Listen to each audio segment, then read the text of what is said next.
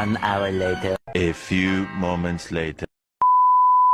Assalamualaikum warahmatullahi wabarakatuh. Waalaikumsalam warahmatullahi wabarakatuh. Halo semuanya, kami dari kelas 2B Manajemen. Izin memperkenalkan diri, nama saya Wulan Rahmiawati, dan ini rekan saya, Abril Natulazia Dani Sabi.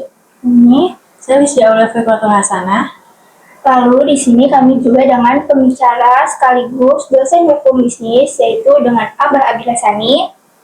Nah, jadi kali ini kita akan membahas topik tentang yang berjudul merek itu penting. Tips lindungi merek biar nggak dapat dicuri itu gimana sih? Nah, menurut dia sendiri gimana nih?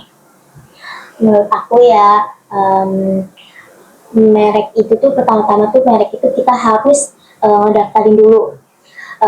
Kayak kita kalau kita punya suatu produk, suatu barang tuh kalau kita tuh harus cepat-cepat mendaftarkan, jangan ditunda-tunda. Pertama itu. Yang kedua itu kita harus punya merek yang unik, merek yang beda dari orang lain, merek yang tidak akan terpikirkan oleh orang lain.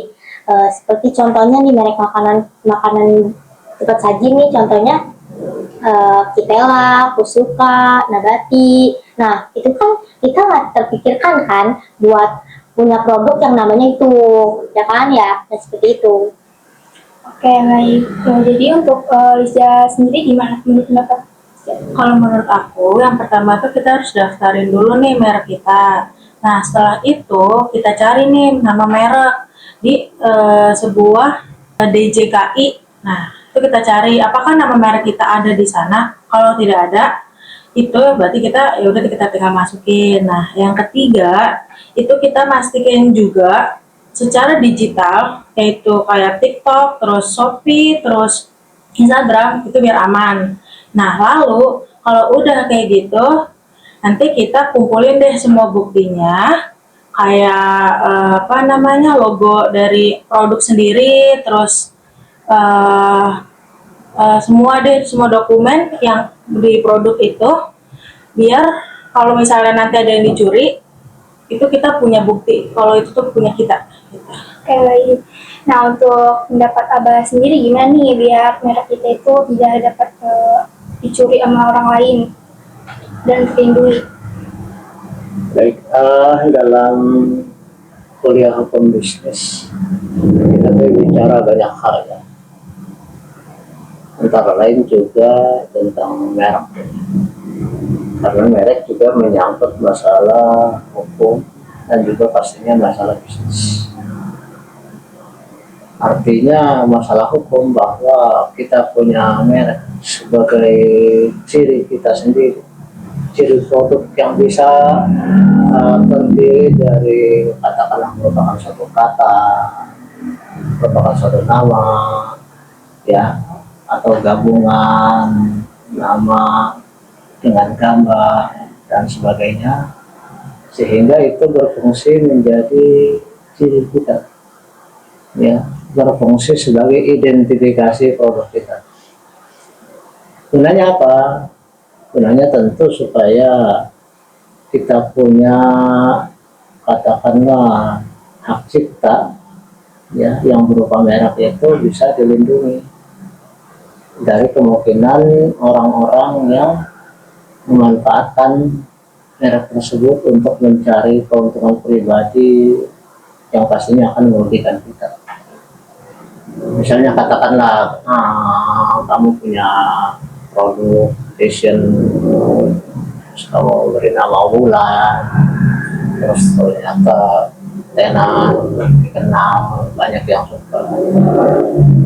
Kalau kamu nggak daftarkan ya merek tersebut, maka nanti dia tanpa izin pakai merek kamu. Ada orang lain lagi yang tanpa izin merek kamu dompleng. Karena apa? Karena merek kamu udah dikenal laris, ya, terus kemudian ada orang lain, bukan hanya dia, mungkin juga yang lain-lain. Itu pastinya akan memukul produk kamu yang tadinya laku, akhirnya kan gara-gara ada duplikat-duplikatnya jadi laku. Yang laku yang itu, yang tiruan-tiruannya. Apalagi kalau kamu ternyata belum mendaftar. Bulan belum mendaftar, tapi merek sudah terkenal. Dia tahu bahwa ini merek terkenal dan belum didaftar, buru-buru dia daftar, dia yang masuk. Kayak harus hati-hati, harus hati-hati. Jadi merek itu jelas di dalam hukum bisnis berfungsi untuk melindungi supaya tidak terjadi praktis bisnis curang yang merugikan orang lain. Karena dengan adanya merek itu kan kamu berpotensi untuk menjual produk dan juga berpotensi untuk katakanlah misalnya franchise, tergantung produk kamu apa ya. Ya, katakanlah produk kamu produk kuliner atau produk jasa, itu kan bisa di franchise. Ya kan? Ya contoh, kita ambil contoh aja, katakan misalnya yang udah sangat populer di negara kita ini ya, seperti Indomaret atau apa. Itu kan franchise itu.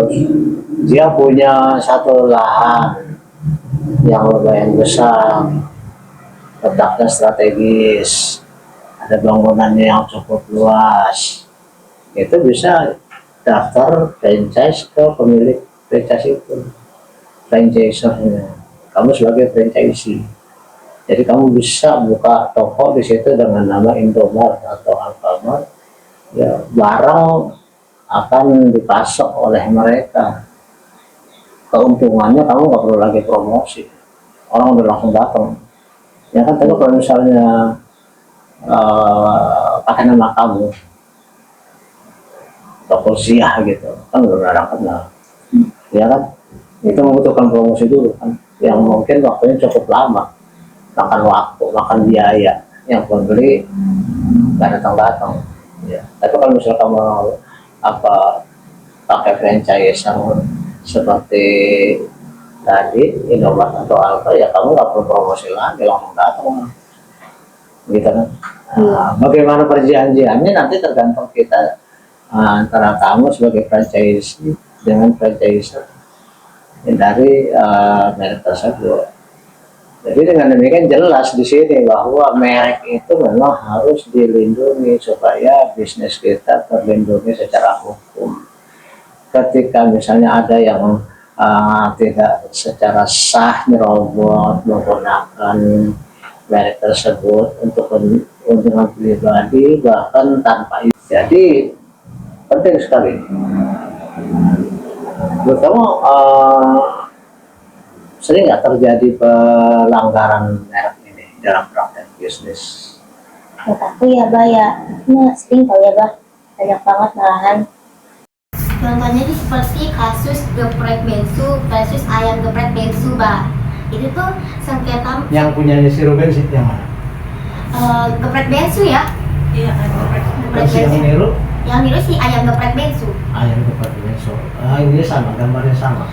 Ininya sih dia yang kata-katanya Logo. itu dia logonya. Logonya apa sih gambarnya? Gambar si Ruben? Bukan. Gambar Apa ya? Gambar ayam Ruben Ruben. palanya. Ayam palanya Ruben itu bukan? kayak kurang lupa. Udah lama dia kan juga sekarang udah Apa bagus bukan? ya. Apa itu? Dia gambarnya apa? Apa ya? Logonya biasanya nggak tahu, tapi udah lama banget. Iya. Mau berapa ribu tahun lamanya? Itu sebelum aku mondok Bah. Udah lama banget ya. Kamu mondok berapa ratus tahun? Aku mondok 3 tahun. Nggak tahu. Iya seperti Ya, itu terus? apa? Seperti itu. Contohnya kan tadi sih Ya, gimana kasusnya berarti berjalan? Kan kamu harus nyebutin ini. itu tuh ya seperti apa namanya ya Mbak ya, yang apa sih kan pelanggaran hukum bisnis. Apa yang dilanggar jadinya?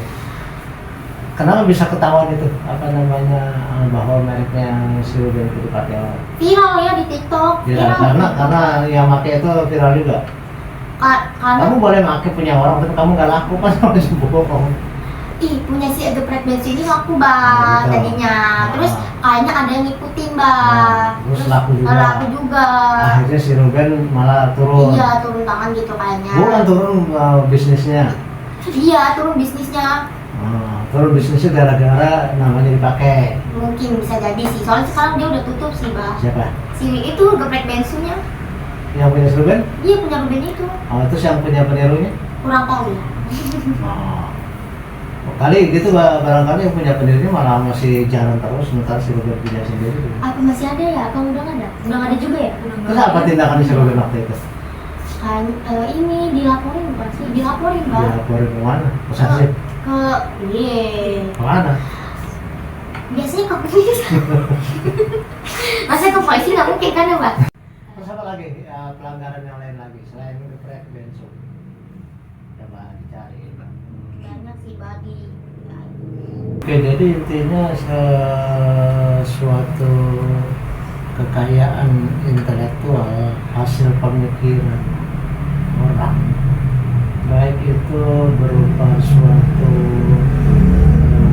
karya seni seperti lagu, puisi, drama, hasil intelektual berupa buku, ya kita ngomong buku atau apa gitu, bisa juga berupa hasil matahari, ya kan, bisa juga berupa katakanlah suatu piranti teknologi, aplikasi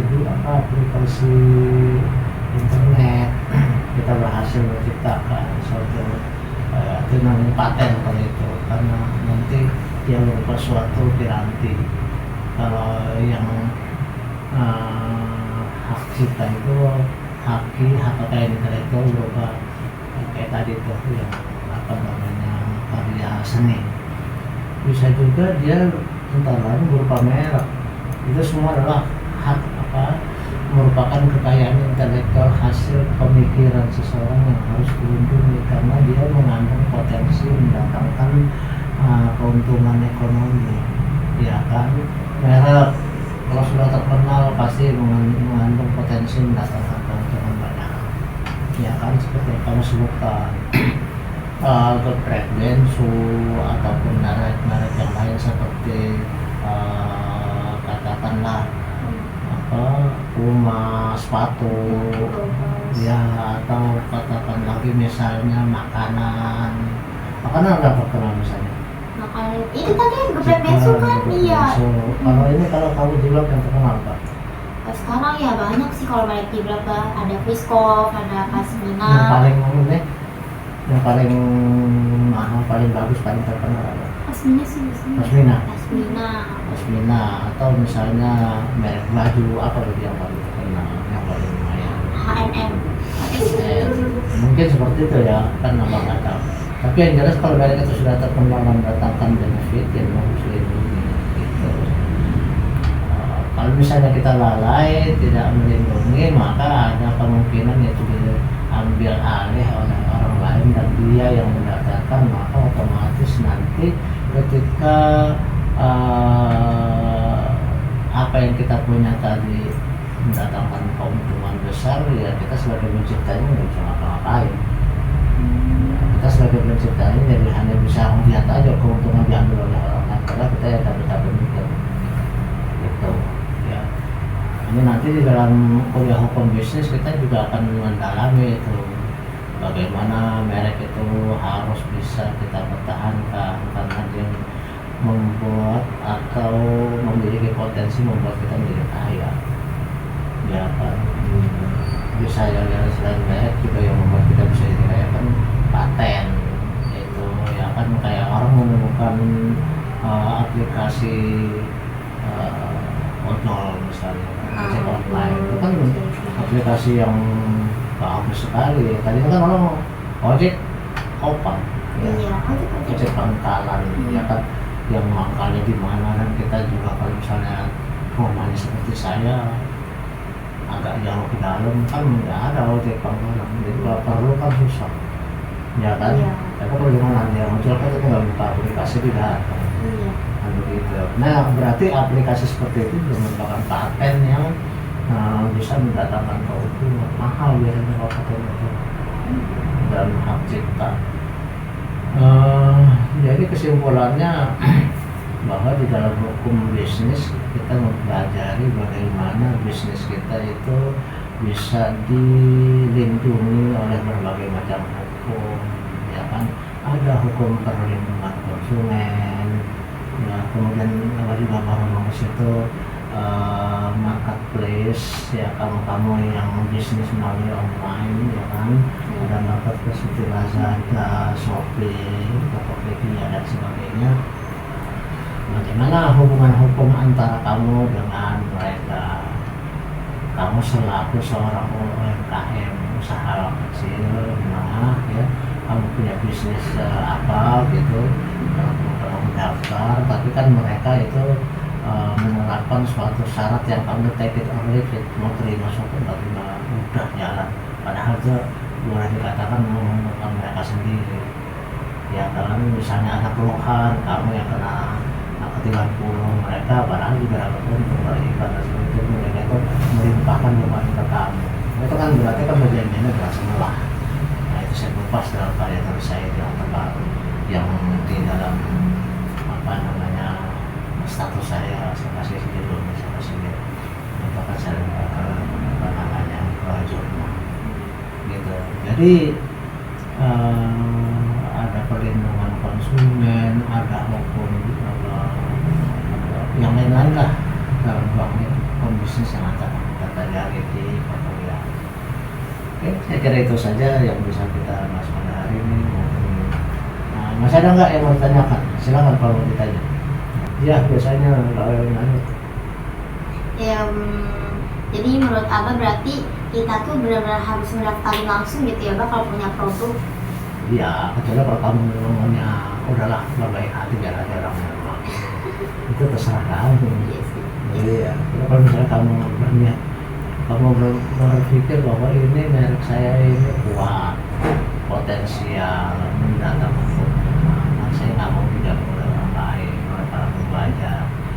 Ya kan capek-capek orang nulis, bukunya dibaca, ya kan. Apalagi kemudian mahasiswa banyak beli buku bajakan karena murah kan gitu kan. Penulis yang aslinya kan karena buku aslinya nggak dibeli, yang dibeli adalah buku bajakan, otomatis yang penulis aslinya itu nggak dapat apa-apa, hobi dia itu otomatis akan membuat dia udah nulis lagi kan. Ngapain kalau gitu saya capek-capek nulis gitu kan. Saya bikin lagu misalnya, itu lagu saya diklaim sama orang, dia yang top, yang terkenal dalam negeri. Kalau saya bikin, ngapain bikin? Capek-capek, ketika bikin dia yang kaya kan gitu kan.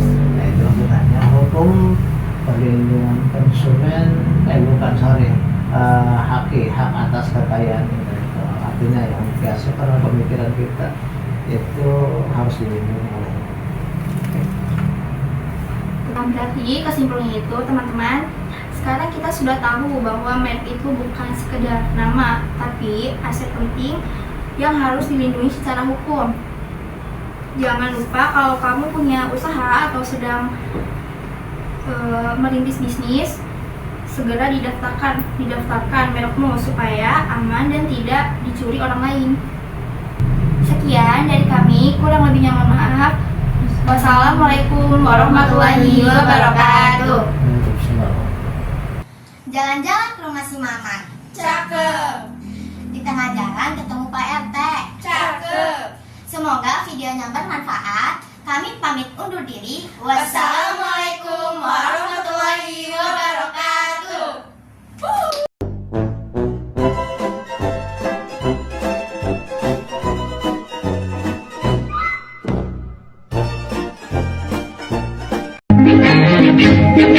Salagadoola, menchikaboola, bibbidi bobbidi. Contohnya kayak Bang. Contohnya apa sih tadi Bang? Nggak tahu. Iya Bang mah. Logonya apa sih gambarnya? Gambar si Ruben. Ya, ayam palanya Ruben itu bukan? Iya. Biasanya kok banyak pertanyaan.